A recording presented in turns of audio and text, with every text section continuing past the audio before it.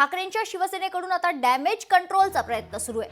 9 मार्चला ईशान्य मुंबईतील पदाधिकाऱ्यांचा मेळावा होणार आहे आणि शिवसेनेमधून होणारे खरं तर आउटगोईंग रोखण्यासाठी आता प्रयत्न सुरू असल्याचं कळतंय। शिवसेना उद्धव बाळासाहेब ठाकरे गटाकडून 9 मार्चला खरं तर ईशान्य मुंबईतील पदाधिकाऱ्यांचे मेळावा आयोजित करण्यात आलेला आहे।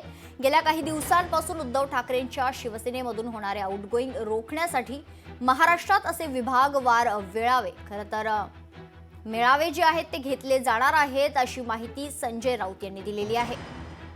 आज संजय राऊत यांनी मुलुंडच्या कालिदास नाट्यगृहात जाऊन पाहणी देखील केली आहे।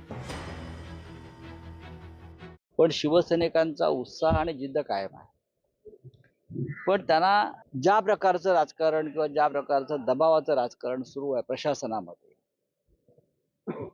जे भय निर्माण झालेलं आहे की ईव्हीएम मुळे हरलो, पैशामुळे हरलो असेल, पण त्यांना आम्हाला एक प्रोत्साहन देणं गरजेचं आहे आणि यासाठी राज्यभरामध्ये विभागीय शिबिरं करण्याची योजना आहे जिल्हा स्तरावर। आता ईशान्य मुंबईची सुरुवात मुंबईत आधी होईल। ईशान्य मुंबईत शिवसेना आता बाहेर पडलेली आहे। संपूर्ण राज्यातल्या नेमणुकांची किंवा बांधणी संदर्भातलं काम आता पूर्ण होईल। माननीय उद्धव साहेब स्वतः ते पाहत आहेत आणि शिवसेनेचे सर्व नेते हे महाराष्ट्राच्या कानाकोपऱ्यात फिरतील। लोकशाही मराठी ऐका, पहा, जागरूक रहा।